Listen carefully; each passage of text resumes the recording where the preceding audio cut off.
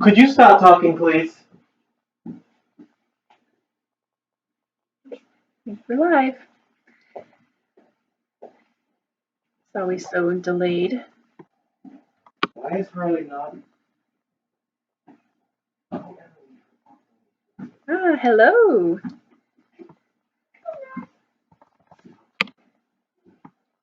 All right, still kind of getting set up here. But yes, again, I came in with no plan today, just here to answer questions. I know some of you had some questions that you were waiting for from the last live stream because you missed it. And so, you know, you never really have to wait for these live streams because I only do them once a month right now because I'm so busy. So if you do ever have questions, feel free to just email me. It's Karen@singwise.com, KARYN@singwise.com, and I'll be more than happy to answer them for you. Excuse me. So I've got hello from, I don't know how to pronounce your name. It's Altug. I'm just going to give it a try. And then Callum. Hello. So thank you so much for joining me today. Feel free to share your questions with me. I was actually thinking a little bit about just this concept of, you know, setting goals for the year. And I'm at a place right now where, of course, you know, at the beginning of the year, I'm always so energetic and I just have so many aspirations and I'm very ambitious. And I know by the end of the year, I look back and I'm always like, oh, not even close. Didn't come close to achieving all of those goals that I had. And so, you know, this year I've really decided to sort of light a fire under my butt and try to make things happen because, you know, at the end of the year, I don't want to have that feeling anymore. I don't want to feel like I haven't accomplished the things that I want to. So I'm going to set realistic goals for myself, for my singing, for recording some original songs. Hopefully I've got a couple new songs that I'm working on, new original songs that I would love to be able to record. And, you know, I would love for you guys to share with me as well the goals that you have for yourself, if you're willing to kind of throw it out there, specific things that you want to do vocally, you know, things that you want to do that will maybe help you progress in your career, if you're already at that stage where you're performing and such. So it looks like I have a question. Hello, Samuel. Hi, happy to catch you. I am nervous just by watching you put yourself out there. Oh, thank you. I'm nervous. I'm still nervous when I do this. I've only done this a few times, but it's always nerve-wracking and not being able to actually see you guys. I feel like I'm just talking to a computer. So I cannot imagine doing what you do. Thank you for all your work. That's what I basically wanted to say. Oh, that's so sweet. Thank you. That's very kind of you. Helps me relax a little bit too. So yeah, I'm here. But yeah, so I've been working on, I'm just going to talk a little bit until you guys are throwing some questions my way. So yeah, I'm working on a couple original songs that the one is really close. I'm just working on the lyrics. The music is done in terms of the chord progressions. The melody is all set. I have the first couple verses and a pre-chorus and the chorus, and then I have a bridge. And the only thing that really remains at this point now is kind of a second, like a third verse, I guess it would be. So I'm kind of working on that and tweaking that. And once that's ready, I think I can just kind of go ahead and figure out how I want to go about recording it. It'll be really exciting. And, you know, just working on things with my own voice as well, just continuing to work on some of the same skills that I've been working on for the past couple years, really just continuing to improve. And one of the goals that I really have for myself is to just continue to challenge myself further with my voice. I've talked about this in previous videos, how I'm somebody who tends to be kind of, you know, I sort of shy away from taking risks in everything in life, but also vocally, and just, you know, trusting that my voice is capable and it can handle it, and then just really exploring more of my voice. Like I'd love to be able to explore more rock technique now that my voice and my mix is getting a lot stronger and things like that, that I haven't really felt like I could really explore, like distortion and things like that I've always been a little bit shy about. I feel like I'm ready to, you know, and so I want to just go for it. All right, so, and again, I apologize if I'm apologize if I'm butchering your name, but Altug says, this year I want to smooth out the around E4 area in my voice. All right, I'm assuming you're male.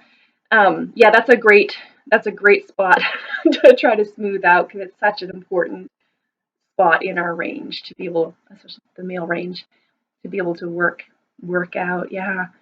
Yeah, I'm going to be putting out some more videos about the Passaggio, and I actually have Phil Moufarrege coming on in the next week, who's going to be talking about CCM, so commercial styles of music, contemporary commercial styles of music. He's going to be talking about the male Passaggio and upper range, and I think that'll be really good to hear it from somebody who is not female and who's really good at teaching this concept too. So I'm going to have him come on this week.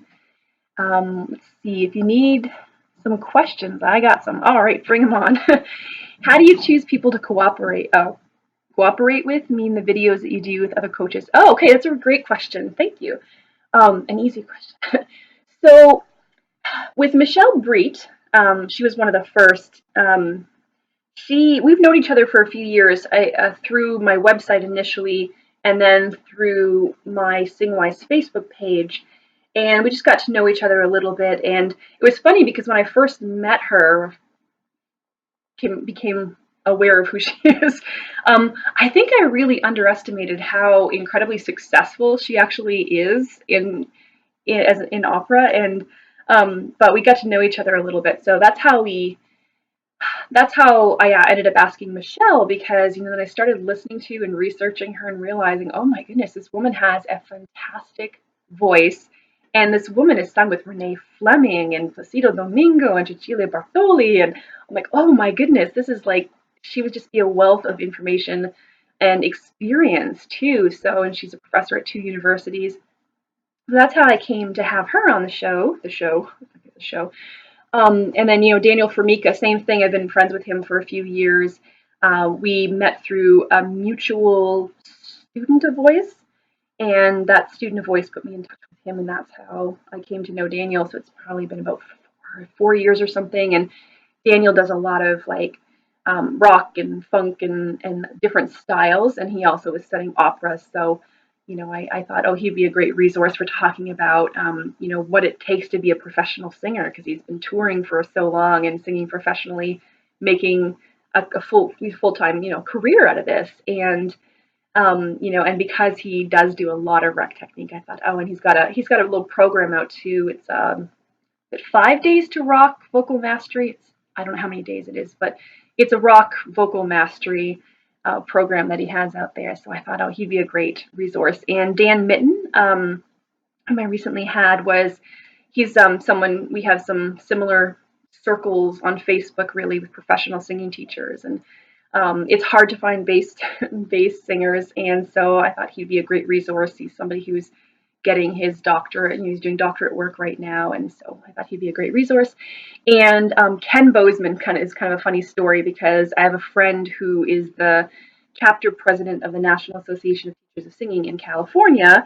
And I remember I was chatting with her, and I said, I would just love to have Ken Bozeman on my program. I would just love it, because he's been somebody who, that I've admired for so many years, and I've read his work and his books, and I was just like, oh, I can't do it. I can't ask him, because this is like Ken Bozeman, And she's like, just ask him. I'm like, oh, I don't know. So I waited a couple weeks, and then I finally messaged him, like, would you mind coming on the show?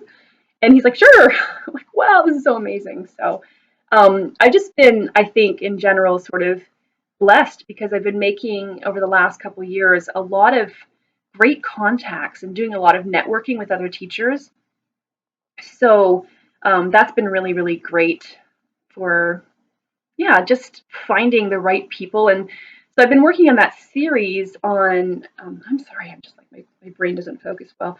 So I've been working on that series on voice types, vocal fach, and I've been looking for specific people who have had professional performing experience, like Ian Howell, countertenor, also a more rare voice type. And I also got in contact with him through those singing circles or singing teacher circles. But just trying to find the right people for you. And specifically, I'm looking for people who have, a fairly extensive performance career, and who are also singing teachers, because I want both perspectives from those individuals, and so that's how. All right. Notifications. Okay, let's see. It looks like I've got some more questions. Let's see. Callum asks, what advice would you give to someone who has a habit of using unhealthy methods of covering the sound? For example, using a muscular cover. I believe that's the correct term, or retracted tongue. Exactly. Muscular cover usually refers to using the tongue root to kind of depress the larynx. And what that does is it lengthens the vocal tract in sort of a, I won't say, it's kind of an artificial way. And when the vocal tract is lengthened, it lowers the formants, which means that the voice kind of acoustically turns over a little bit earlier. But then it comes at a price, because yes, you've allowed that acoustical event to happen, but now you've done it by engaging sort of unhealthy or unproductive, tensions. And so we don't really want to do that. With that advice there, it's really a matter of retraining the tongue root to not become engaged when you're moving through that area of your range. And I find that most singers, once they develop a little bit of a kinesthesia, a little bit of an awareness of it, they start to notice, oh, that's where my tongue starts to, okay. For a lot of guys, that happens somewhere in, it's in that Passagio area. You'll often hear it around D for a lot of guys, depending on the voice type. If they're higher, it might be a little bit later. If they're a lower voice type, a little bit earlier. But around D, you'll often feel that like a little bit of a pull, like a little tug backwards, and you'll start to hear a little bit of that gagged, oh kind of sound. It may be very, very subtle. And I find if you've been doing this for a long time, you may not have that awareness initially in terms of the kinesthesia. And over time, you need to kind of just become more aware of it, first of all, and then just doing exercises like the NG that kind of pulls the tongue up a little bit. And, there's that where you got a lot of resonance back here behind the tongue. And although the tongue root's kind of sitting up a little bit higher, it's not yanking the larynx up either. You could even get it low larynx right there. Low larynx. Right? It doesn't have to be. I was kind of going a little bit more neutral there, but just getting on that. Oh, hi, Dan. I thought you had things to do. All right, Dan Mitten, as you may recall, my bass singer friend is on. So hello, Dan. Thanks for joining us. So yeah, the tongue, just retraining it there, the humming through the with the tongue sticking forward a little bit between the lips. And what you'll notice is if you sing a scale, or 5-note scale, or even octave scale, as you pass through that passaggio area, what's going to happen is you're going to start to notice, especially if you're watching yourself in a mirror, you'll notice that if you have a lot of tongue root tension and you tend to have a lot of muscular cover, the tongue tip is going to start to disappear, and you're not going to see it between those lips anymore. It'll just kind of go, and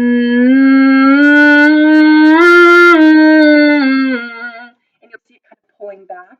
There's a lot of buzz. So yeah, I guess those are things to work on, is just consciously retraining it. Getting that curve in the tongue. Like I find for myself, when I get to a certain spot in my range, I want to kind of go, oh, and it's the opposite of the sound that I'm working toward. So I feel like there's almost like it's gonna sound really weird, it's kind of imagery, but like a little hook. I feel like the voice kind of hooks forward. And part of that is my tongue. Part of that is just kind of envisioning the tongue sort of being a little more curved. But we don't want to set the tongue, obviously, in some sort of weird non-speech-like posture either. We've got to really make sure that the tongue is an appropriate position for the vowel. But yeah, NGs, humming with your tongue tip between your lips, those are usually pretty good. All right, hope that answers it.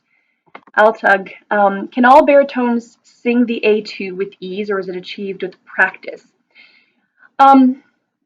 I would say that for a more dramatic baritone, it's going to be easier than it is for a lyric baritone. But yeah, I think most baritones can sing that A2 fairly comfortably. I would even say that most tenors, not high tenors, but for most tenors, they can sing that A2 relatively comfortably, but it is getting kind of to the bottom of their ranges. But yeah, I would expect most true baritones to be able to sing, I would even say to sort of an F2 fairly comfortably. That's about the point where I find that a lot of true baritones start kind of getting that vocal fry quality in their voices. And then it's kind of not necessarily a performance timbre, especially if you're singing classical music. But yeah, I would expect that. So Mr. So-and-so, I like that. So often in YouTube singing lessons, teachers go into detail on one part of how to sing. Can you summarize the entire process of singing a vocal phrase? Wow, that's a really that's a really complex topic. So the entire part of the vocal phrase. So that there's so much there to tackle. I mean, I think if you're looking in terms of the skills that you need to successfully sing the vocal phrase, you need to start with obviously things like legato, making sure that you're able to connect the notes very smoothly. And when I speak of legato, I'm also talking about what happens in terms of the consonants, because the consonants, by their very definition, are created with some sort of obstruction to the airflow that happens somewhere along the vocal tract with the articulators. So in the case of like a hard G, g, g, right, the obstruction happens at the palate with the tongue coming up to that soft palate. When you've got the D, d, d, right, it's happening here at the front of the palate, the alveolar ridge, tip of the tongue. And when we sing those consonants, we get this obstruction of the airflow, and we get this sort of like these like little bumps in the road, right? And then it makes for like a really kind of choppy sounding phrase. And what we want is we want to achieve a good vowel. We want to make sure, because the vowels are a resonance, right? The vowels have more carrying capacity. They're achieved without any kind of obstruction of the airflow. It's a nice open vocal tract. The vocal tract is shaped differently depending on the vowel, but there's no obstruction of the airflow. So what we want is we want to achieve that feeling that we're passing from one vowel to the next. You've got the consonants in between them, but the feeling that that's happening very, very smoothly, that we're not disrupting the airflow. And that comes down to really learning how to form our consonants properly, making sure that we're not using excess tension, excess breath pressure against that muscular tension where that stoppage of the air happens. Learning to, so I always say just kind of lightly tap our consonants just enough to be able to ensure good diction so that people can understand what we're saying, like what we're saying and singing, but not enough to, again, sort of create that sound that the air is kind of stopping and going and stopping and going.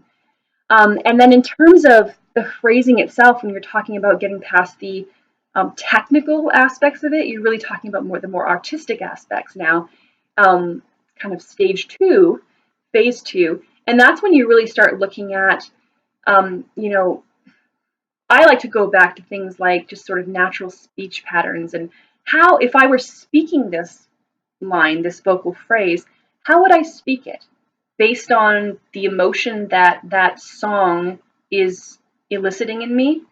And I would look at, the vocal phrasing and how would I speak that, and I would let that guide my phrasing. And when I talk about phrasing, I'm really talking about, we have to a certain extent, we have to follow the music. In contemporary commercial styles of music, there's a little bit more artistic, license, I guess, that we were afforded than in opera. In opera, there's a very strict rhythm oftentimes, and singers don't tend to deviate much from that. But in contemporary commercial styles of music, we can kind of play around. We could do a little back phrasing where we kind of, the beat kind of comes ahead of, we would normally sing the, sing the word or the syllable here, and the beat's supposed to be on there, but you can sing the beat here, and then the phrase or the syllable comes afterwards, and it creates a different color and a different, I guess you can create sort of a different emotion or texture. For example, if you were kind of hesitant or a little bit scared or a little bit pensive, a little bit thoughtful, you might want to kind of maybe not go so strictly with the rhythm and just kind of have moments where it seems as though you're kind of taking a moment to just sort of think. And that's kind of, it's often said that our vocal phrasing is really what defines or separates the sort of amateur sound from the professional sound.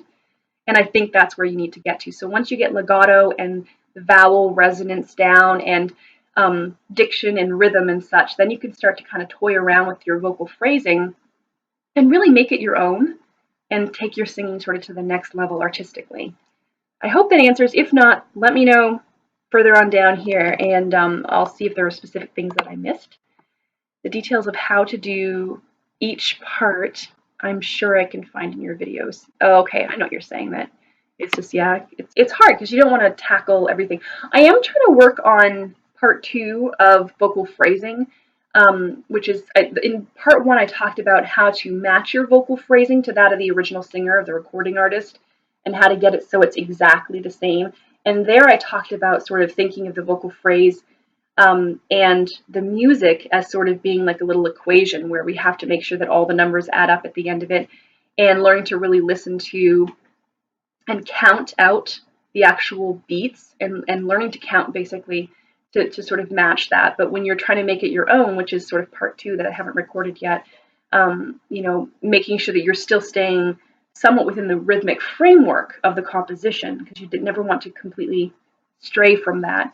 But that little bit of wiggle room that we sometimes have in between can again really allow us to build a song. It can allow us to express a different kind of emotion or different color of that emotion. Good. Hey Karen, thanks for this. Oh, hello. I'm Alariza. I'm sorry if I don't know your name, but hello. Your videos with Ken Bozeman, Dan Mitten, and Michelle Breet were really enlightening. Thank you again. Oh, you're so very welcome. I loved doing those videos. I think it's so. I love the fact that teachers can collaborate with each other and kind of just both share their wisdom and their expertise in their different perspectives, because we all have different perspectives and different ways of teaching, even sometimes the same concepts. And I think for the viewer, for the student, I think it only really benefits you, to have that sort of collective wisdom and experience. And so I'm really glad that you're enjoying that. I've been enjoying that series, and as I stated in my my Happy New Year video, I'm going to be having a number of other teachers on in the upcoming weeks and months, just to share their own perspective and offer expertise sometimes in areas that I'm just not as strong in, like classical singing. I was trained in the bel canto tradition, but it was never my goal to become an opera singer, so my focus was always on contemporary music. So I'd love to have the classical singers in, because I know some of you do sing classical music. See, is it appropriate for a university student studying voice to teach someone with no vocal experience? If so, what is your advice for someone teaching their first voice lessons? So this is from Kiga Rose. I think just Tyrese. I think that's who I'm guessing, but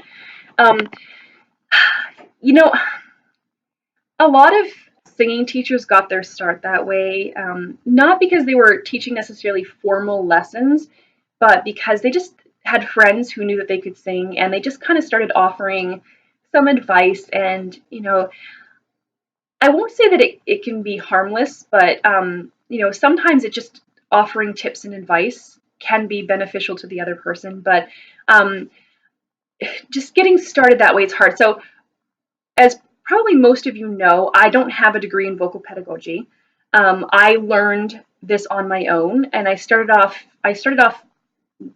studying voice, right? I did that for nearly 9 years with my first singing teacher.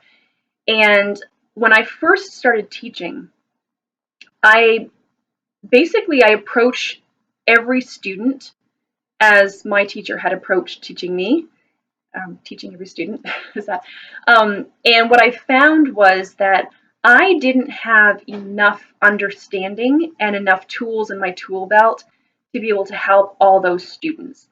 And so I feel like the first little bit of teaching, I was really fumbling, and I was kind of failing my students. I wasn't necessarily doing harm, but I wasn't helping them because they had issues that were different from my own when I first started.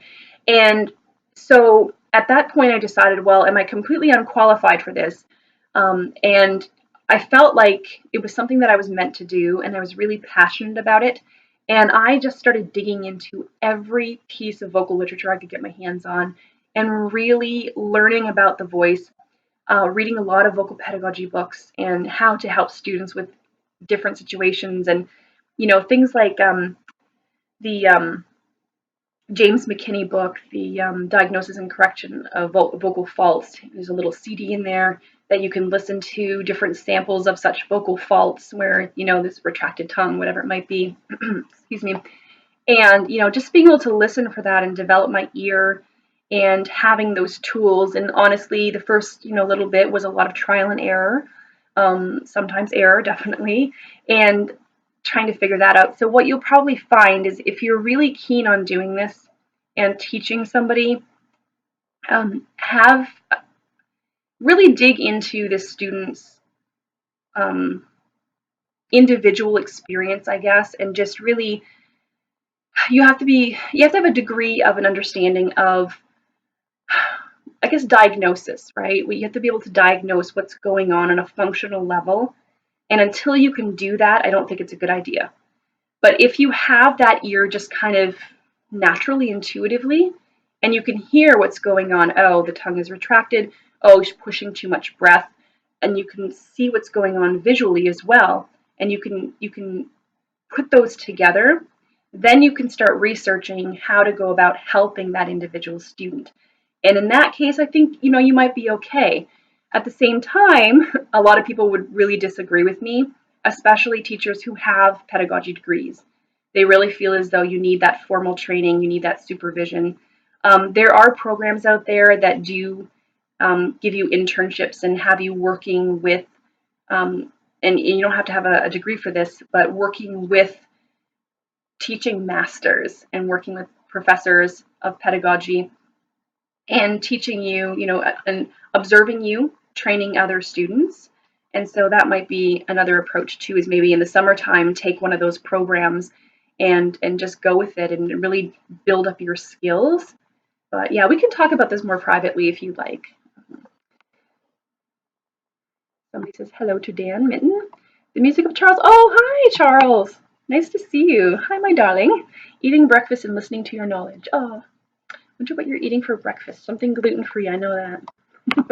That's our friend Charles Humphreys, who was also on one of my my collaborations. We talked about sort of just that the singer already has everything that they need, or he needs, she needs, in his or her tool belt, that, sometimes we just need to kind of bypass what's going on here and just understand that we're made to just make so many different sounds, and we just have to trust the instruments. So Charles is great with coming up with some really, I think, creative and innovative and yet simplified ways of really drawing those things out with his students. So, oh, hello, Michael. Is it Geller, Michael? Michael Geller. All right. Guess who's here, SingWise? Nice to see you. Finally caught you, yes. Although I've responded to you on Facebook, finally. Let's see, where are we? Oh, somehow this got all messed up here. Knowing one's true emotion, yes. Go live with me so I can be your vocal guinea pig. I actually wouldn't mind doing that sometime, is having some live lessons. And yeah, just having somebody come on and just sort of show you how we can work through certain technical challenges, we'll say. That would be a lot of fun. Not today, but sometime that would be great. Alariza, I never know how to pronounce your name. I'm so sorry. I butcher names. I apologize, but I am trying. Karen, can you elaborate on using descending falsetto exercises and strengthening male higher voice? Some technicians say that falsetto is absolutely useless, and some swear to it. What is truth? Oh, that's a good question. I think it honestly depends on the singer. I don't think that there is a clear falsetto is useless or falsetto is amazing. I think what I find is that for singers who have difficulty accessing head voice, falsetto is very helpful. If we can get them into some sort of hoot or like whoop timbre, if we can get them to do like lip or tongue tip trills, something, even if it's light, even if it's not full voice, at least they're accessing that M2 coordination, and then we can build from there. We can grow that coordination over time. And it's also useful for singers who tend to kind of overweight and muscle throughout the scale. And so I think it has its place. But I do agree. I mean, if we're talking falsetto in the sense that it's sort of a disconnected sound, there's a little bit of a gap between the vocal folds. It's not a performance timbre, but I wouldn't rule it out as a training tool.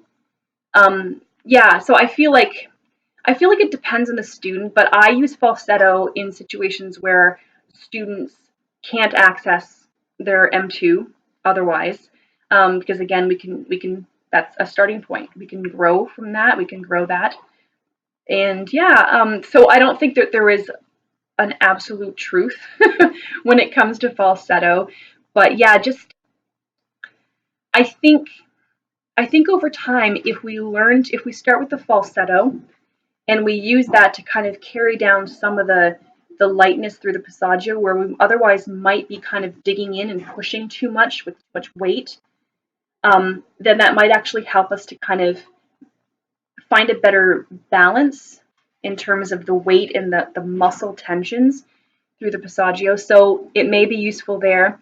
One of the things that I would encourage students to do, though, is not stay in falsetto for very long, but to take that falsetto and maybe to start to swell it, just get a little bit louder with it, kind of crescendo, can't talk today, crescendo, just a little bit louder, and then bring it back in, but not going all the way to forte or fortissimo, just kind of a little bit louder, because when we get a little bit louder, it's going to require our glottal compression to kind of increase a little bit, even if it's still a little bit airy, even if it's still a little bit in that falsetto kind of coordination or timbre. I think over time we can start to get a more connected sound and get more vocal effort. But for the singer who tends to just drag up a lot of vocal weight and that M1, I don't think it's a bad idea to try falsetto and to teach that student to be able to really thin the vocal folds. That's really important, is that thinning that needs to happen as we move higher. Aaron, hello. Nice to have you here. What's the best exercise? That's just so out there. So what's the best exercise? I think it really depends on what you're trying to target, because I think that we can sing any exercise and we can target different aspects of our technique, to be honest with you. It's not about the exercise itself. It's about how we approach that exercise, the technique that we use in singing that exercise. But yeah, if you give me something specific, I can probably give you one of my favorite exercises for targeting that specific skill or aspect of technique. Because it really depends. Let's see, Sean, hello, welcome, Sean. How can I maintain twang when going past the lower passaggio? It's challenging for me to keep my chords connected past my break, as I often go into falsetto to bridge the break. Great question. So the twang is really, again, that kind of baby's cry kind of sound, but you may have luck with doing like a meow and going a little bit higher with it and bringing down that sound. Like when you go meow, meow,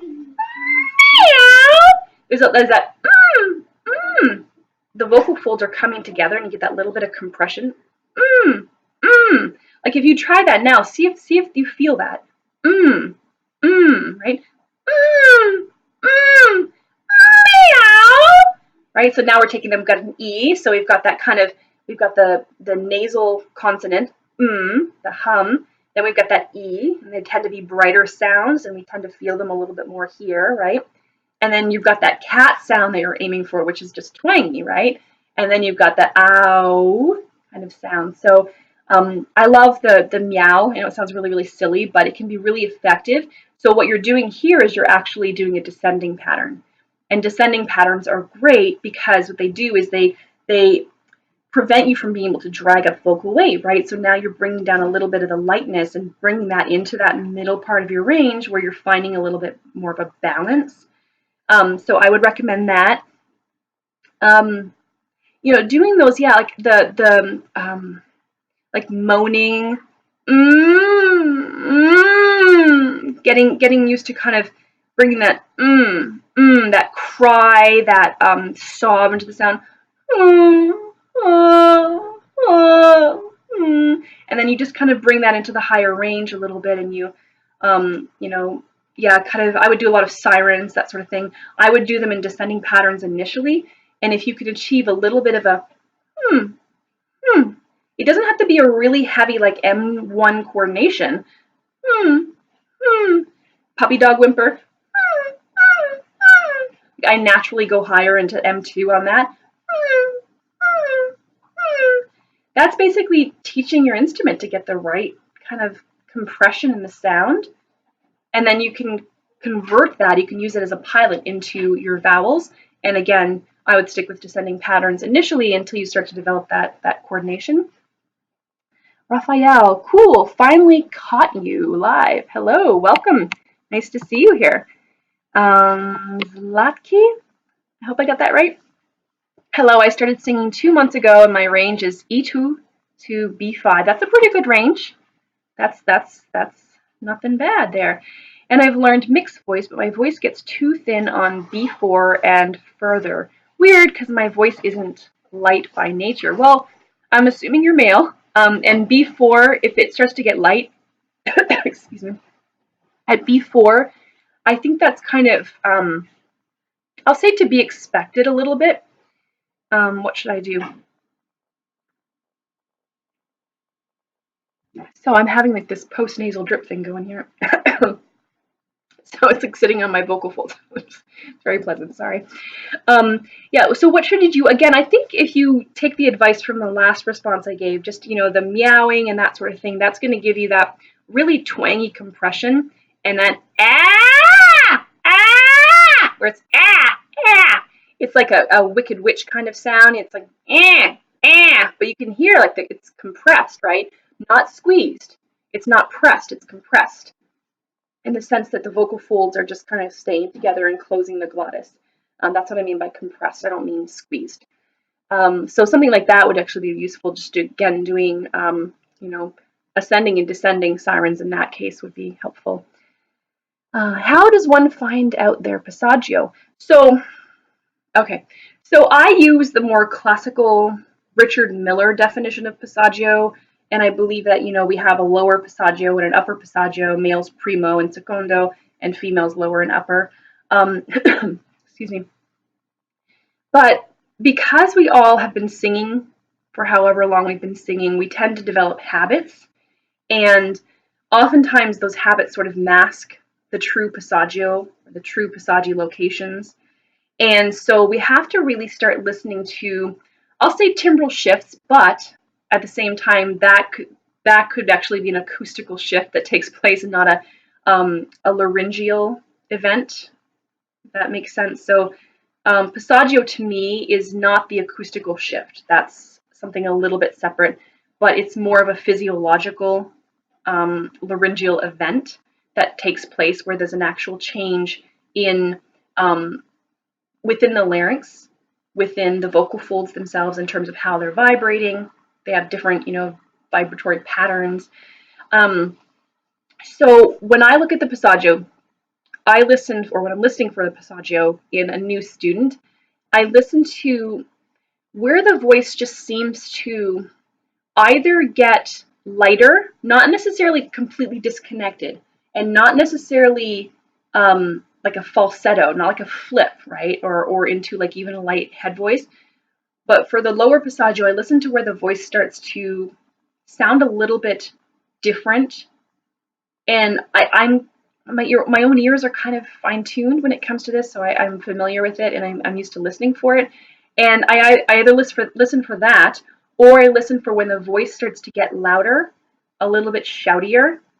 And as soon as I start to hear that the singer's having to increase his loudness, his amplitude, in order to stay in that same coordination, that to me suggests the Passagio, the lower Passagio specifically, but because you'll start to hear that it's very subtle through that little zona di Passagio, because for guys it's roughly, the distance or the interval between the lower passaggio, the primo, and the secondo passaggio is really only about a fourth or a little bit less. And so it's a really small zona di passaggio, the passage zone between the two. And I hear little shifts that happen. And by the time you get to that upper passaggio, the secondo passaggio, there's a clear change in the sound, a change in the vocal weight. And so it's honestly, again, depending on your training, this can be really, really subtle and hard to recognize. I don't associate the passaggio with the break, because to me the break tends to happen up higher, and especially in contemporary commercial styles of music, we tend to carry that M1 up. And so we learn to be able to do that. We learn to be able to do it in sort of a mixy kind of way. And then we hit a break, which, for women is like roughly A, B flat, B4, where the voice just wants to move into M2, or we have to make some radical changes really to how we're, the effort that we're putting in here, and the voice will tend to get louder and such. But I know that my break, for example, is roughly between that A, B flat area. B flat is pretty much more typical for me, but I know that my lower passaggio is E4. That's where my voice just intuitively would rather move into an M2 coordination. And it's also where I notice there's a little bit of a shift in, I'll say quality, but it's really subtle, because my voice is a lyric instrument, so my chest voice isn't terribly heavy, and I've learned to be able to match the qualities pretty effectively. So now I think the average listener wouldn't be able to hear when I'm switching through there, if I do transition lower, if I bridge earlier, we'll say. It's very subtle, and I don't know how else to answer that, really, just to say that you just have to listen really closely and feel. And there's a point at which the voice either starts to feel like it's more effortful and strident, or it feels like it wants to lighten. And that's the passaggio. And if you look at Richard Miller too, he has a list of the approximate, I would say the approximate, but they're actually pretty consistent for each voice type, but the passaggio locations. So, for a bass, it would be A3. For a dramatic baritone, so a baritone with a little bit more a robust kind of sound and a little bit more vocal weight, would be like a B flat 3. This is the lower passaggio, and then a lyric baritone would be B3, and so forth. And then the tenors kind of cover several notes, depending on whether the lower tenors or higher tenors. But look up Richard Miller and see what he says about that. Let's see. Oh, I take it. Oh, you're welcome, Alariza. I'm sorry, I'm butchering your name. Would you also do a collaboration video with a jazz singer if you could? Yeah, sure. I work with some jazz singers, actually. It's kind of interesting. But yeah, are you interested in like having me teach, or do you have if you have a jazz like singer or teacher in mind, just let me know. Raphael, I've been recovering from a slight vocal cord paresis and picked up a lot from your videos that my therapist couldn't even touch. Thank you. Oh, that's so great. I'm so glad that I've been helpful to you. I am not a speech language pathologist. I am not a doctor, but I do work with a lot of students who have suffered vocal injury and who are in that sort of rehabilitation or habilitation phase. And it's been great. I just love being able to work with singers who just to get their voices back to what they used to be before the injury, and feeling happy and healthy again. That's always a good thing. So I'm glad that it's been very helpful. Jean, hello, Jean. Oh, I lost you. Okay. Teaching is a great way to learn. It is a great way to learn. I mean, honestly, I've learned so much from my students, and they have been not only my guinea pigs, honestly. I think it's because it's again trial and error sometimes, and sometimes pulling out a half a dozen tools from your tool belt before you know what's going to work for that particular student. And over the years, having worked with so many different singers who sing different styles, but who also have so many different issues, I have learned so much. I learned a lot about even the psychology of singing. I mean, I have my own issues when it comes to the voice, because I've always really struggled on an emotional and psychological level to really find the courage to share my voice with others. And but just being able to listen to their stories, I think, and where they've come, and just develop that empathy and that compassion for them as well is just so important, because learning to sing is daunting. It's rewarding, but it's scary at times. It's frustrating. It's discouraging, um, and just being able to come alongside someone and just walk with them hand in hand is just so wonderful. So I love what I do because of that, because I really partner with my students, and that's really important. But I learn probably more from them than they learn from me. All right. Let's see. What are ideas about the book, The Baritone Voice? You know, it's so funny because Anthony Frizzell, he's a little bit controversial. Like, some people really don't like what he has to say, but I like Frizzell. I think that he's got a lot of insight. So yeah, go for it. I'd also, of course, recommend Richard Miller's book on the lower voicemails, which is, it's securing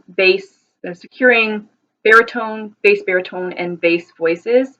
It's also a really useful book. It's not really, it's a hardcover. It's kind of thick, but it's actually not. It's pretty easy read. But yeah, I would recommend them. I like Anthony Frizzell, so that helps. Daniel Hansen, hello, welcome. Pressure to bring the chest voice into the higher passaggio and high range.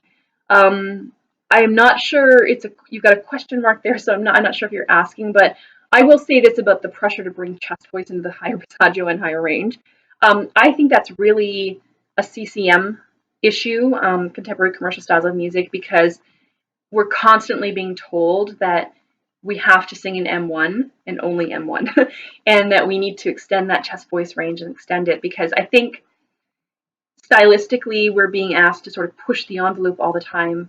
I said envelope, didn't I? Envelope all the time, and really just, we're expected to just get bigger and louder and bigger and louder, and I don't know how much bigger and louder we can possibly get. But that's definitely an expectation. It's one that I've struggled with myself, because it's not my default setting to bring that chest voice up high. But I've given into peer pressure, and I've had to teach myself to gradually and safely extend that, and it can certainly be done. But for me, I mean, psychological pressure really was the motivating force, more so, and I feel social pressure was more of a motivating or catalyst, I guess, than actual artistic necessity, if that makes sense. And even though I know that it's going to benefit me artistically to do so, I feel like it was just that pressure that we have to just be bigger and louder all the time. Samuel, welcome. How to belt higher with M1 feeling. I have got to C#5 area. Oh, that's pretty impressive though. Yeah. If I go higher, I stay connected, but it's an M2 feeling, as well as an M2 sound. Piercing, hooty. What kind of exercises would you recommend? Honestly, I think once a guy starts getting to C#5 in that sort of belt, it's, an M1 belt. It's kind of to be expected that you're going to kind of get into an M2, like a kind of a heady, mixy belt kind of coordination and sound. And I'm not trying to limit you by any means, but when you say that you get to C#5, I think that's a pretty decent range to be belting in an M1 for a guy. So I'm assuming it's a guy. Yeah, it's Samuel, right? So, okay. Sorry, I had to think of the name again. So, um, I'm just cautious to say, hey, do this or do this, because I haven't actually heard you sing. But, you could just, anything that really, I guess, increases that vocal effort. A lot of that, the sounds that I talked about earlier with the moaning and the the cry and the sob. Mm, Getting a little bit of that into the sound. If you get a little bit of a sob, what it's going to do is it's going to slightly darken the tone, and it will give you more of less of a heady kind of quality and a little bit more of a chest kind of resonance, I guess. And if you think of somebody, I always use Kelly Clarkson as a great example of somebody who belts really high in her range without losing the depth in her sound. It always just sounds really beefy and full. And Demi Lovato is another good example too. Like she gets really brassy. She approaches it very, very differently, but she's got a lot of vocal weight in there at the same time and can carry it up fairly high. They're also females, but yeah, just be careful with it. You know that you're not like you're not pushing too hard with it. You really do need that twangy, bright, piercing kind of quality, I think, for it to be healthy when you get above that point. Daniel, second question. Oh, sorry, Sam, you asked for exercises. Yeah, just the stuff that we talked about earlier. So Daniel, second question, how do singers differentiate between the up and over imagery used to describe the constant, steady stream of air support while ascending in pitch as opposed to a singer belting? Okay, so the up and over imagery. Yeah, I don't know if you're referring to that. I'm not sure if it's very clear. I'm sorry, Daniel.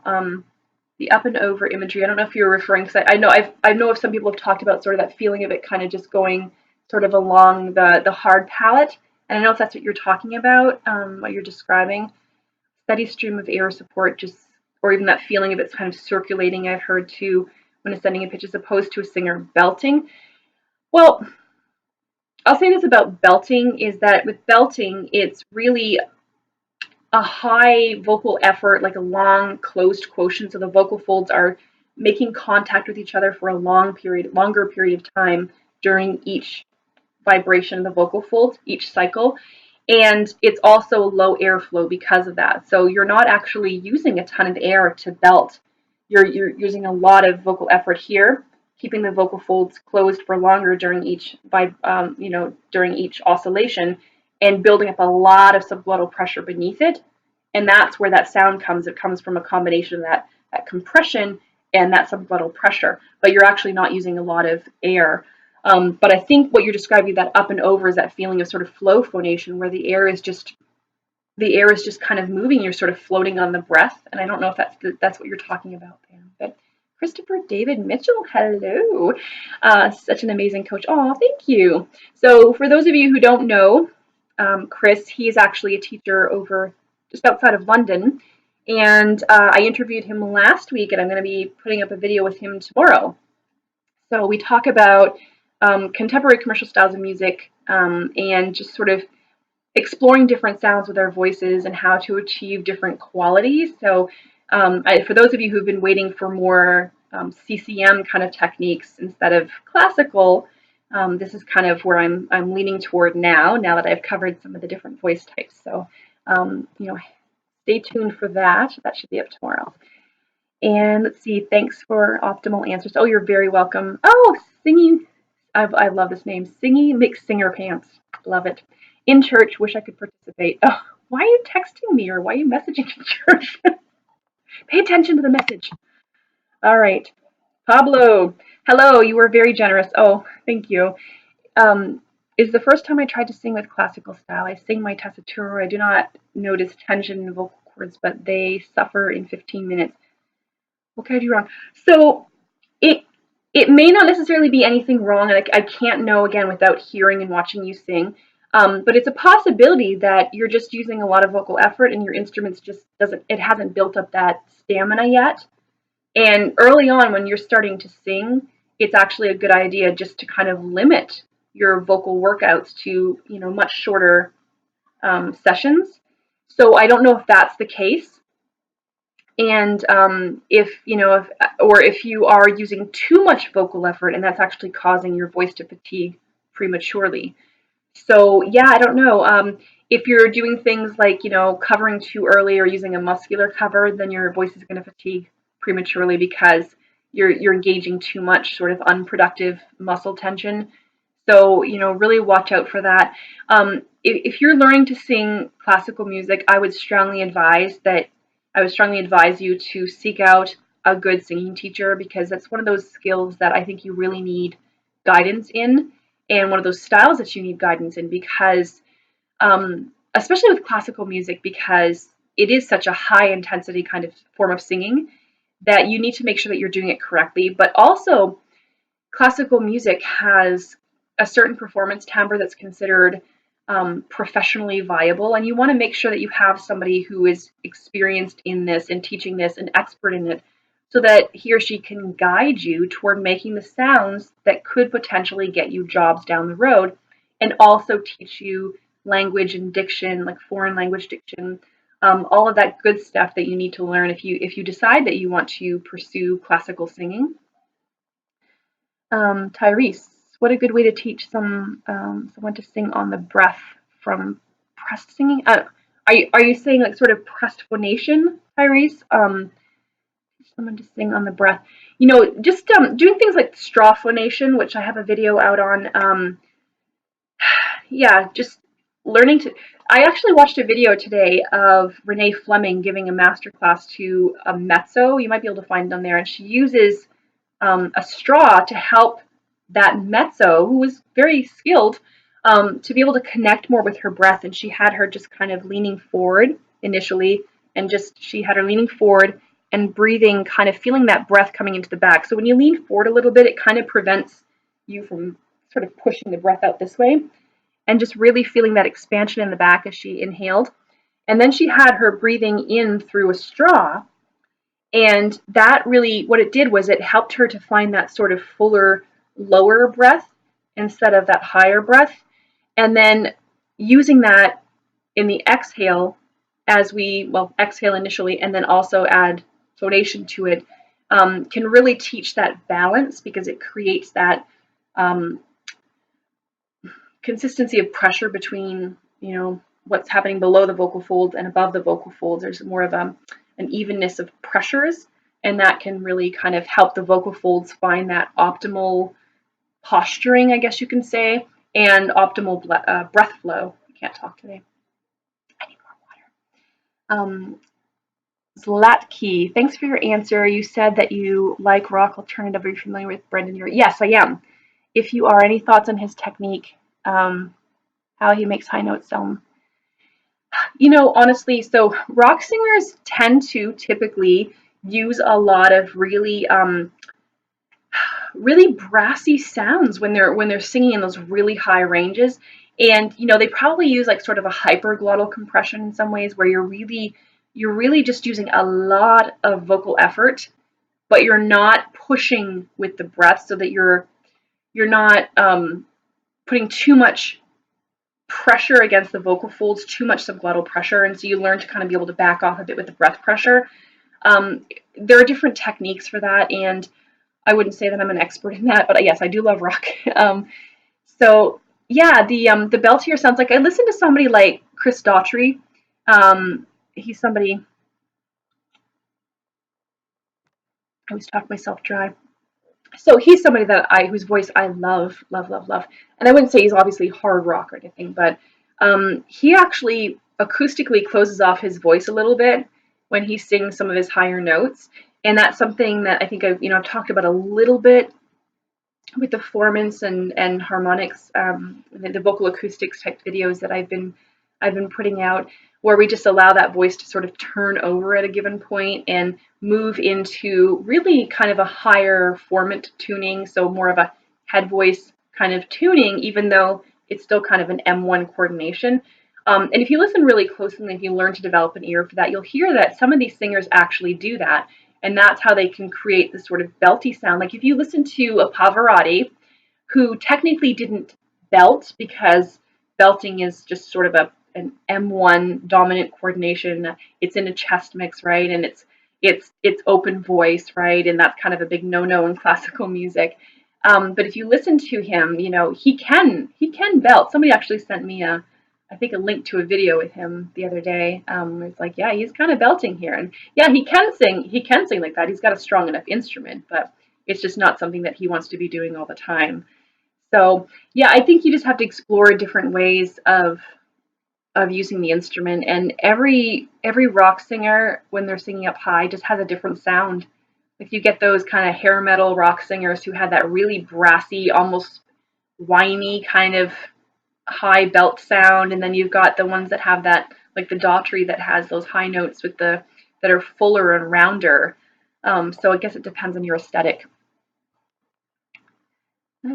Sean, I'm gonna have to probably wrap this up soon, because we've been going for an hour, and I always say I'm never gonna go for an hour again. Sean, is it possible to have pressed phonation but still be breathy? So my higher voice doesn't seem to have any forward resonance. Um, I aim for, which makes me think I'm in falsetto. It's quite possible. If it's breathy, I would say technically, medically speaking, it's considered falsetto to me. Um, yeah, I mean, that's what I would call it personally, falsetto. But it is possible to have things like pressed phonation, muscle tension dysphonia, just excess vocal effort, and have the voice actually become airy, because what happens is sometimes you get so much pressure and so much rigidity in the vocal system that sometimes you do end up with muscle imbalances, and so sometimes you actually can't close part of the glottis correctly. So that's always a possibility. As far as forward resonance, I mean, I don't place too much emphasis on this idea of forward resonance, because we all experience the sensations of resonance differently. So don't become too obsessed with that. And it is possible too that you're becoming so focused on kind of getting the sound forward, or the feeling of the sound forward, that you're actually starting to compromise the balance in here. Just that nice hum. That's all you need to feel right here. Right here. It's all right here. I'm intentionally staying twangy, but that's all you need. Like, you don't have to think too much about it. You just want a sense of things kind of feeling like they're not initiating here, even though they kind of are. Dr. Dan's Voice Essentials. Hello, Dan. Nice to see you here. Love the way you distinguish between the Passagio and the break. Oh, thank you. Nice to have you join us. I'll be joining you, I guess, on your live stream tonight. Well, tonight for me. It's morning for you, I think it is. So I'm assuming you're having your live stream today, the first one back in the new year. Matt, hello. Are you familiar with the music of the night? It's a song, yes, I've been trying to learn. I've been in a discussion with my mom of the merits of head voice. The head voice worth doing? Absolutely. Absolutely. But, if you listen to, again, a really good classical singer, because the music of the night has got that kind of legit sound, right? Listen to a really good classical singer. Their head voices are not wimpy. They're not wimpy sounds, because they've built up to having this full sound. They balance their resonance correctly. They use their breath efficiently, and that's the important thing. I think we all too often mix up the sounds of head voice with that sort of light wimpy falsetto sound, or that hooty kind of quality. And I don't think head voice has to be that way. I think if it's well developed, it can be a nice beefy, robust sound. But it can be healthier when you're singing in that higher range, especially for extended periods of time. I don't think it's necessarily going to be as sustainable to be in M1 coordination all the time. So head voice is certainly a viable option, especially in a legit style or in classical music. All right. Thank you, Karen, for your crystal clear answers. Oh, you're very welcome. Have a nice week. Should I abandon head voice? Same question. No, don't abandon head voice at all. Train your entire range. Even if you sing in contemporary commercial styles of music mostly, and you're not going to be using head voice a lot, you need to train your voice in its entirety. Train all different sounds, all different coordinations. And what that will do is it will give your voice more balance. It'll bring balance to the middle part of your range in particular. And that's the trickiest part for us to sing, right, is that Passagio area. Thanks for chatting us with. Oh, you're right. You're welcome, Daniel. Oh, Rhea, I missed you. How do you use onset exercises to gain proper breath support, proper response of the abdominal and rib muscles? It's funny. I haven't had a lot of students lately who've really needed a lot of work on onsets. But yeah, I'll just tend to do things like the just onset release, where you just uh uh and having them really feel this sense of there's a little bit of engagement, but they're not shoving the ribs in here. But really, staccato is great too if you're trying to just become aware of that connection, because in staccato you are going to see that epigastrium kind of bouncing up and down a little bit. That's the area between the belly button and the bottom of the sternum. You're going to see a little bit of that abdominal wall engagement every time you initiate the tone. It shouldn't be like really bouncing in a lot, but you're going to see a little tiny bit of that. You still don't want to lose the collapse in here. And I would do like things like staccato and just the simple onset release exercises. But for really training that response. I like to do more of the semi-occluded kind of sounds initially, and I find those are helpful in finding that balance. So Daniel, muscle throughout the scale means they belt or make too much pressure. They try to bring their chest vocal weight up into the upper register. Correct? Yes. Muscle, but it can also be just engaging the tongue root. It can be just using too much force here with the abdominal muscles. Just that sort of I'm gonna make it up there no matter what. That's what I'm talking about, and it can happen in different ways. But yeah, just too much pressure tends to result in too much vocal effort here. Just pressing, oftentimes it tends to result in too much subglottal pressure, sometimes pushing too much pressure, too much air past the vocal folds, things like that. Opera Rocks, Andrew Richards, you're always so great to hear your thoughts. Oh, thank you so much, and it's nice to see your comments as well on my videos. I appreciate that. Matt, can you still use head voice and still have vocal quality? How can I improve the quality of head voice? Again, I think that's one of those things that's over time learning to be able to balance out the air, the glottal resistance efforts, and the resonance. It's really kind of three ways or three things that you need to tackle when it comes to head voice. I would really listen to the advice of like go to those master classes for classical singers. There's so many of them out there. So many great opera singers teach these master classes, and they talk about head voice and how to develop that. And I have a couple of videos out on that as well. Daniel just got your Canadian joke in the title of this video. Thank you. The Q&A. The funny thing is, I don't actually say. I've been living here since 2001, so almost 17 years. So I don't really say A, but even I think back home, I didn't say it very often. So. But I notice when people say it now when I go back home, and it just always sounds so weird. Thank you. I found that Renee masterclass. It was really good, wasn't it? Yeah. Hey, so you were listening to that while you were listening to this? All right. See, okay, guys, I gotta wrap up here. It's really long. Mr. Storytime, that's cute. Greets from the Netherlands, Amsterdam. I am pro musician, pianist, arranger. I love your skills. Oh, thank you so much. Welcome, Matt. Thanks. Now Michael Crawford even had difficulty with his.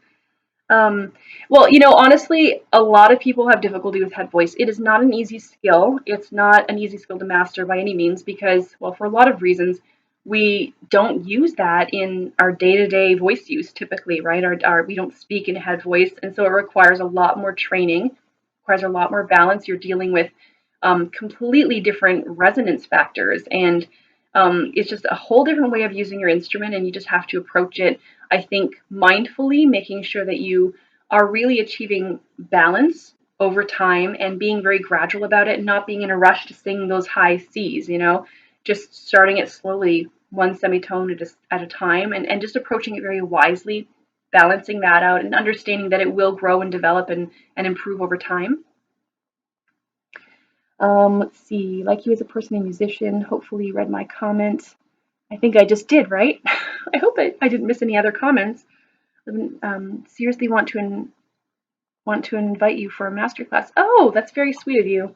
Well, you could always contact me at Karen@SingWise.com and we can chat a little bit.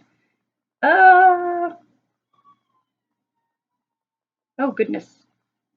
I have no idea what's crying over there. Okay, Ken, welcome. I don't think I've seen you here before, so welcome. Very impressed with you, your knowledge base and presentation. Oh, thank you so very much. I appreciate that. I find these live streams very stressful. They're very exhausting, too. Daniel, yeah, do not imitate Michael Crawford's rendition or approach. Classical approach technique is a lot more vocal presence. Yeah, yeah. It's hard to compare. You look at somebody like Michael Crawford, who probably hasn't had the same kind of training as, Pavarotti. I'll just use him as sort of the standard, I guess. I don't think people really have an understanding of how much time it takes to master that part of the range. And I have actually I have it underneath here. But right here in Pavarotti, My World, he talks about how, it took him 6 years to master the Passaggio. And that's just, that little section of the range where he felt like he didn't have that kind of balance. And most people would be just kind of mortified at the idea of having to like take 6 years to develop a skill, you know. But that's how it is. And I think if you really want anything in life, you have to be patient and realize that it's going to take work and time and perseverance and just approaching it really wisely. All right, John Prof, welcome. Hello. Ah, approaching it really wisely. All right. I have no idea what just happened. All right. I'm still streaming. Okay. Somehow it just clicked over to this video as in real time. That's very odd. Okay. Um, Good developed head voice gives some freedom when you start hitting the top of chest voice. Yeah, absolutely. Like that's the whole idea is like to try to carry up chest weight. I'm not saying that you shouldn't or that it can't be done, but when you do, it takes an incredible amount of athleticism and work. And when you start to release into head voice, and again, head voice doesn't have to be this light, wimpy, disconnected sound or falsetto sound, which we often associate with head voice. It doesn't have to be, but just that change in resonance alone can just get the instrument operating so much more efficiently, and it just improves the relationship between the resonator and the vocal folds. And that alone, allowing that voice to turn over, allowing that vowel to turn over, can just help that vocal instrument operate so much more efficiently. And then it's just freeing on the instrument. It's less fatiguing.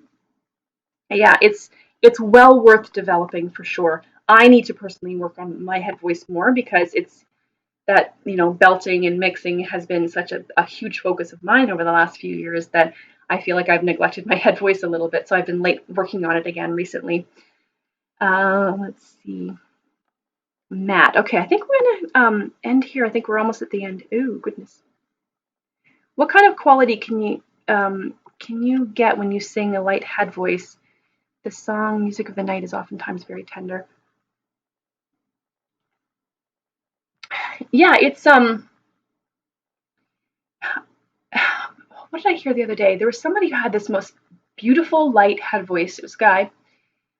Wasn't, and it didn't sound like distorted. It didn't sound hooty, and it was just this beautiful, sweet sound. Like he kept it kind of on a speech level, but he was up probably around A B4, and it was beautiful and so clear, and um, it didn't sound like feminine. It didn't sound like, I always say distorted because, like, you know, when you get that where it doesn't sound like a speech sound anymore, speech vowel. Um, and that just takes something to work on, you know, just keep working on it. Okay, guys. Are there master classes on YouTube? Yeah, tons of master classes. You can find them all over. I mean, if you just, yeah, you can even just type in master class and you're probably going to see a ton of them. A lot of them are really geared toward opera singers, but I'm sure that you can find, I know that like CVT, Complete Vocal, or CVI, Complete Vocal Institute, has some master classes on there. They're a little bit harder to find, but they're out there if you really dig, if you really just use a lot of keywords. Let's see. What exactly is the difference between male head voice and falsetto? You know, some people use the terms interchangeably. I do not. I look at falsetto as being, you know, with there being a slight gap between the vocal folds, which means that the sound source signal is weaker. There aren't as many overtones in the production to begin with, and so it's never going to be as capable of as full, the same kind of fullness, the same kind of dynamic variation as head voice. Head voice really has a lot more connectedness. It's been measured in some opera singers that, like, male opera singers can have a closed quotient of at around 70%, and that means that the vocal folds are closed for a fair bit of the vibrational cycle, and you know that creates that really loud sound source signal, and you don't get that with falsetto. So falsetto to me always has a little bit of an airiness. There are different kind of qualities in falsetto. Again, if you listen to sort of a lot of the rock singers from the 80s, 70s, 80s, early 90s, you know, when they were going super, super high, you know, they had this falsetto that had kind of a scratchy, raspy kind of sound. That's not head voice. Head voice is this, you know, much of a much cleaner, purer kind of sound. And it is, to me, head voice is fuller. It's not the same. I think hoot gets you a little bit closer to, it kind of sits between falsetto and head voice. It's a connected sound at the glottal level and that there's no air leaking through in the sound, but it's still kind of an under energized kind of sound. Yeah, falsetto has, yeah, John says falsetto has no chord closure. Head voice does have closure and it's a higher range than chest voice. Yeah, exactly, exactly. Samuel, what is your favorite rock genre? Do you listen to some styles of metal as well? Yes, I do. I love like Disturbed bands like that. I like a lot of rock, but honestly, I'm not a huge fan of classic rock. I was at the time. I listened to, a lot of the Guns N' Roses and stuff when I was younger. But I feel like I just kind of, they sort of went out of fashion to me. I know they haven't to a lot of people. So, yeah, I listen to just, I like a good Linkin Park. I like, I like distortion. I like even some death metal growling. So I like a lot of it. What I prefer in terms of rock is really just something melodic, though. I like to have a good melody, something that's kind of catchy. If it's not catchy, I don't tend to like it very much. But I like, sort of middle of the road rock where it's not too heavy, sometimes too like Fall Out Boy and, yeah. But yeah, I wouldn't say that I like one specific genre of rock or one style of rock. Nobody ever asks me these personal questions, so I appreciate it. I keep going, scrolling down too far. You say it takes 7 years to develop guitar vibrato. Interesting, interesting. I wonder how that is with violin. I have a friend who plays the violin, and I never really asked her how long it took her to develop that. But I mean, that's a huge part of playing violin, right? You mentioned it takes years to develop a vocal skill. I understand that, but at the same time, how does the singer know they are practicing correctly during the long learning process and not hurting? I think, just becoming aware of your body and how things feel and working with a teacher. Honestly, I know not everybody can afford that all the time, but if you can even afford a periodic checkup with a teacher, I think that's ideal to make sure that you're on the right track. And I always say that, my studio doors are open as well. And if people send me samples, especially via Facebook, because it's honestly the easiest way to get in touch with me is the SingWise Facebook page. I do listen to people's samples, and I'm working with some singers who are not technically students, but they do send me short samples, and they say, "Am I on the right track?" And I'll kind of give them some feedback. I can't do it for everybody per se, but if I'm bombarded, deluged with a lot of them, it would be hard for me to keep up with them. But I do try to help students when I can. So if you can reach out to a teacher and just even submit a singing sample every now and then, I would recommend that if you can't afford to work with a singing teacher. Um, I don't think it's necessarily that you can't learn to sing on your own, but I think, yeah, I think if there's so much information out there that I think we can start to self-diagnose and we can start to figure out if we're on the right track. You know what I mean? Like I think that the information is out there if we're reading it and we're really paying attention to what our bodies are telling us. And if we record ourselves and play it back, like am I on the right track? Is this sounding like I'm inching my way closer and closer to my artistic goals? And just paying attention to little signs that, am I fatiguing prematurely? Can I only sing for 10 minutes at a time? And if that's the case, then something's probably a little out of balance. What is the most important exercise practice to implement when trying to learn proper technique? Again, I wouldn't say that there's one specific exercise. Um, you need a good balanced onset and release. So how you initiate the tone and how you release the tone, it needs to be kind of balanced. You don't want to have like a really and you also don't want to have kind of a pressed hard onset. Um, uh, where it's just kind of just touching on that, releasing into a resonant or whatever vowel you're working on, and being able to connect with the breath to make that happen because there's really that connection there. I wouldn't say there's a specific exercise that you would do, but yeah. All right. I think I'm at the end. Yay. It's a small group today, actually, but you've had lots of questions, so that's really good. Let's see. Thanks again, Dan. Oh, you're welcome, Daniel. You are too gracious with your time and knowledge. Oh, thank you so much. I'm glad you appreciate that. And Matt, I asked because of the note when Crawford sings soar It's a very soft head voice. I'd have to go back and listen to that, honestly. It's been a while since I've heard that. So, yeah, I'd have to go back and listen. But it's, yeah, I mean, some people are just, they create these lovely sounds, and it's almost a mystery. Like, why is this person making this just beautiful, pure sound here on this note, and this person is not? What is the difference? There's something functionally and acoustically that's going on that's making, the difference. And I find for me, oftentimes, it's really about the vowel. It's about making sure that the vowels, if it's an E, it sounds like an E. If it's an ah, it sounds like an ah.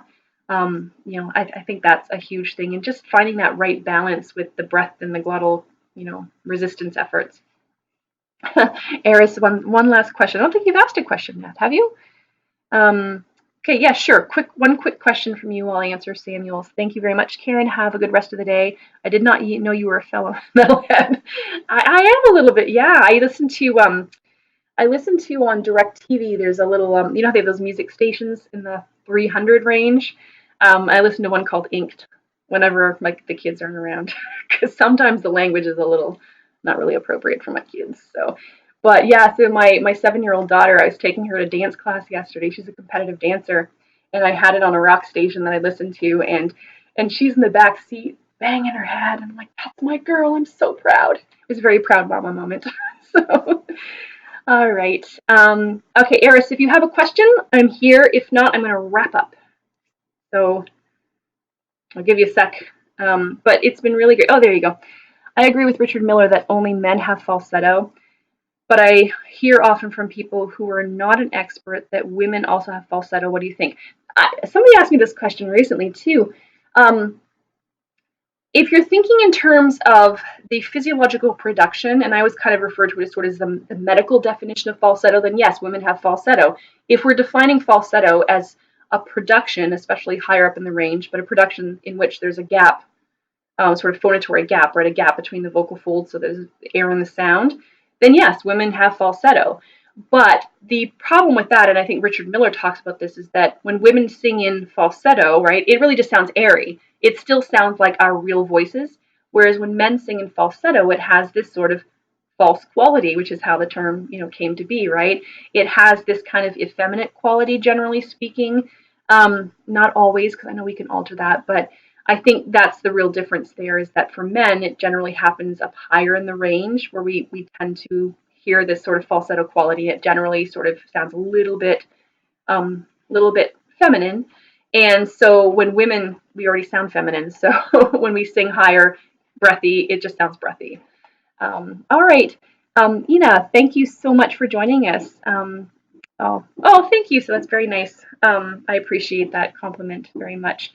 All right. It was really good hanging out with you guys today. And of course, it went out much longer than I was planning to, but it's really enjoyable. So I'm hoping to make this a regular thing. And that's what I've been trying to do, is the second Sunday of every month, 4:00 p.m. Eastern time. And I would love to be able to get a few more of these in between that. It's so hard right now. We've got a new puppy. It's like having a newborn baby. So having to watch her and stuff, it's been a little bit tricky. But yeah, I'm hoping to get these a little bit more regular as the months go on. But I'm going to stick with this second Sunday of every month. So thank you so much for joining me. And now to figure out how to stop streaming. That's just going to take me a second. All right. Take care, everybody.